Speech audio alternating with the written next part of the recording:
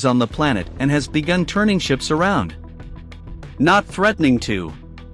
Not warning about it. Actually doing it. Right now. As of today, April 23, 2026, U.S. Central Command CENTCOM has officially confirmed that American forces have redirected 33 vessels since the start of the naval blockade against Iran. 33 ships. Each one stopped, boarded or warned off, and turned back. Meanwhile, not one, not two, but three aircraft carrier strike groups are operating simultaneously in the Middle East region, a concentration of naval firepower so rare that military historians are already marking this as a generational moment. And from the sky above the Persian Gulf and the Gulf of Oman, U.S. Air Force surveillance aircraft are running extended patrol missions, their powerful sensors scanning vast stretches of open water, feeding real-time intelligence to warships below. The world's most powerful navy has drawn a line in the water around Iran, and today, we're going to tell you exactly what that means, how we got here, and what happens next. Stay with us. This is the story the mainstream news is underplaying, and you need to hear all of it. In the next 10 minutes, we're breaking down everything you need to know about America's naval blockade of Iran. We'll walk through exactly what has happened, tweet by tweet, from the official military accounts confirming this operation. We'll analyze what deploying three simultaneous carrier strike groups actually means in terms of military force, because the numbers are staggering. We'll look at which regions are most affected, from oil markets to shipping lanes to Iran's own economy. We'll give you the strongest arguments on both sides, because this story is more complicated than the headlines suggest. And we'll end with the one unanswered question that could determine whether this blockade is a pressure tactic or the opening act of something much larger. Hit the subscribe button now so you don't miss what comes next, because this situation is moving fast. Let's build the timeline. This story comes directly from official U.S. military accounts, no anonymous sources, no speculation. Just the raw facts that the Pentagon and combatant commands have put on the record. We begin on April 21, when the U.S. Navy's official account released a major fiscal announcement. The Department of the Navy's fiscal year 2027 budget request, totaling $377.5 billion, a 23% increase over the previous year. The Navy framed this as a commitment to the, quote, Golden Fleet Initiative and restoring American maritime dominance. At the time, it looked like a budget story. But context matters, because within 48 hours, we would understand exactly why that fleet was being built and deployed. Jump to April 23, yesterday. At 1:21 p.m. Eastern, the U.S. Air Force posted images of a KC-135 Stratotanker conducting an aerial refueling of a Navy P-8 Poseidon maritime patrol aircraft. This would be unremarkable except for one sentence in that tweet: it was happening, quote, during the U.S. blockade against ships entering or exiting Iranian ports. That phrase, the U.S. blockade, from an official Air Force account, is one of the clearest public admissions of an active naval interdiction operation in recent memory. The P-8, the tweet noted, can provide surveillance for extended periods, scanning vast waterways from high altitude. Translation: these aircraft are the eyes of the blockade, relaying targeting data and vessel movements to the carrier strike groups below. At 3:39 p.m. Eastern, CENTCOM, U.S. Central Command, posted a brief but explosive update. U.S. forces have now redirected 33 vessels since the start of the blockade against Iran. No further details. No list of ship names or flags. No explanation of how those redirections were carried out. Just a number, 33. Then, at 6:01 p.m., CENTCOM released imagery of the Nimitz-class carrier USS George H.W. Bush CVN-77 sailing in the Indian Ocean within the CENTCOM area of responsibility. And finally, just before midnight Eastern, CENTCOM posted what appeared to be a human interest story about crew meals aboard the USS Abraham Lincoln, CVN-72, but buried the operational lead. 3 aircraft carrier strike groups are currently operating in the Middle East. Combined, the sailors and Marines from these units consume over 12,000 eggs each day. 3 carrier strike groups. Simultaneously. In the Middle East. That detail, tucked into a post about eggs, may be one of the most significant military posture disclosures of the year. Let's put the numbers in context, because the raw figures are remarkable on their own, but when you understand what they represent, the scale becomes even clearer. 3 aircraft carrier strike groups operating simultaneously in the same region. What does that mean in practice? Each carrier strike group typically consists of the aircraft carrier itself, a nuclear-powered warship roughly 1,000 feet long carrying between 60 and 90 aircraft, plus a cruiser, 2 or more destroyers, submarines operating in coordination, and support vessels. Together, a single carrier strike group represents more combat air power than the entire air force of most countries in the world. 3 of them together, operating in coordination, represent a presence that very few nations on Earth could contest militarily. The last time the United States deployed 3 carrier strike groups to the same region simultaneously was during the early phases of the Iraq War.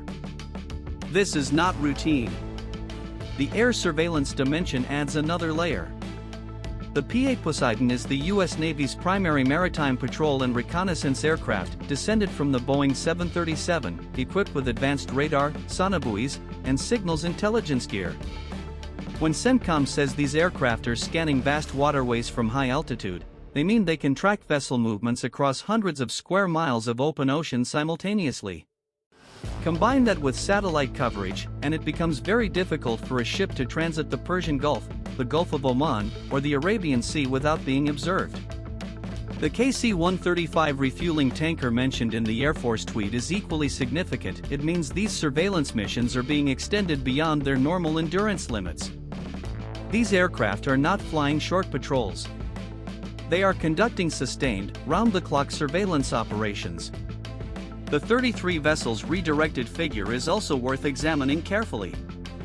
This suggests an operation that has been running for some time, with a consistent enforcement mechanism. Some analysts may interpret this as a calibrated signal large enough to be noticed, systematic enough to be credible, but not a complete blockade that would trigger immediate escalation.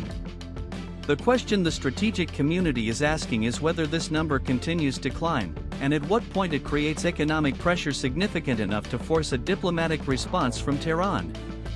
Is this blockade legal under international law? This is one of the most contested aspects of the situation. Some legal analysts suggest that a naval blockade, if formally declared and enforced consistently, may be permissible under laws of armed conflict, but only if there is an active state of conflict and the blockade is applied impartially. Others argue that unilaterally blocking access to another nation's ports without a UN Security Council resolution may violate international maritime law under UNCLOS. The US has not ratified UNCLOS, complicating the picture further. Exact legal determinations have not been confirmed by any international adjudicating body as of this reporting. The Iran naval blockade doesn't exist in a vacuum.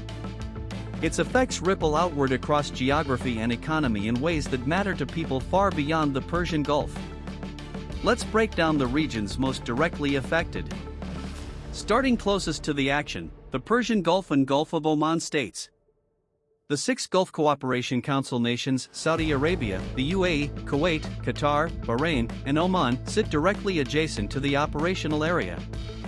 For these countries, a US-enforced blockade creates both strategic opportunity and economic risk. On one hand, Gulf states that are already in competition with Iran for regional influence may welcome a reduction in Iranian export capacity and military freedom of movement. On the other hand, their own shipping lanes run through the same waters, and any escalation that disrupts freedom of navigation affects their import-export capacity as well. The UAE in particular, home to one of the world's most active ports in Jebel Ali, has enormous stake in keeping those waters stable. Moving to Asia, China and India are among the largest importers of Iranian crude oil. China has maintained oil trade with Iran through a variety of mechanisms designed to circumvent US sanctions. A more aggressive physical interdiction operation, as opposed to financial sanctions, presents Beijing with a different kind of challenge. Some analysts believe this may heighten tensions in US-China relations, as Beijing considers energy security a core national interest. India, which has historically maintained a more balanced posture between Washington and Tehran, faces pressure to choose sides more explicitly. In Europe, the concern is energy price stability. The Strait of Hormuz sits astride roughly a fifth of global oil trade. Any disruption, even the perception of a risk of disruption, tends to push oil futures higher. European nations still recovering from energy market volatility following the Russia-Ukraine conflict are acutely sensitive to any new source of supply disruption. And domestically, within Iran itself, the blockade's economic pressure is likely felt most acutely by civilian populations dependent on imports. Iran's ability to import goods through its major ports is constrained not just by sanctions but now, apparently, by a physical interdiction campaign. 33 redirected vessels is 33 shipments of something: food, industrial equipment, petroleum products, consumer goods that did not reach their destination. Now let's do something that not enough news coverage does. Let's steelman the strongest arguments against this blockade, because intellectual honesty requires hearing all sides. There are serious, credible objections to this operation, and they deserve to be stated fairly. The most compelling counterargument is the one about international law and precedent. Critics argue that a unilateral naval blockade conducted without a UN Security Council mandate, and without a formal declaration of war or armed conflict recognized under international law, sets a dangerous precedent. If the United States can impose a physical naval blockade on Iran based solely on executive authority, the logic goes, what stops other naval powers from doing the same to US allies? China, for instance, has long signaled interest in asserting maritime control over Taiwan Strait transit. A US action that normalizes unilateral blockades as a foreign policy tool could be cited to justify future Chinese or Russian naval interdiction operations. Second, there's the humanitarian dimension.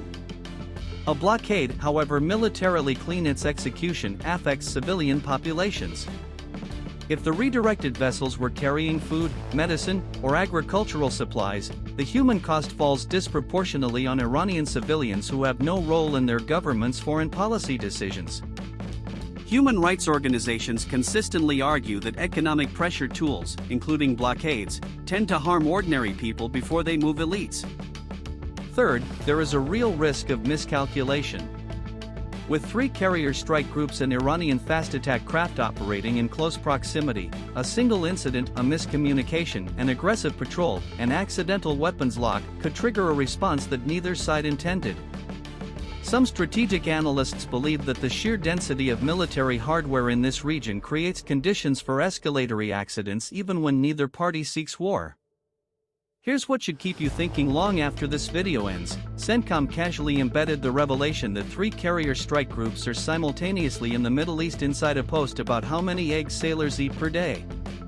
Whether that was a deliberate attempt to normalize an extraordinary military posture, or simply a quirk of military social media strategy, the choice to understate the news inside a human interest frame is itself a story worth watching. Drop your answer in the comments right now. Do you think this blockade is a calculated pressure tactic that will bring Iran to the table, or is it a step toward direct military conflict?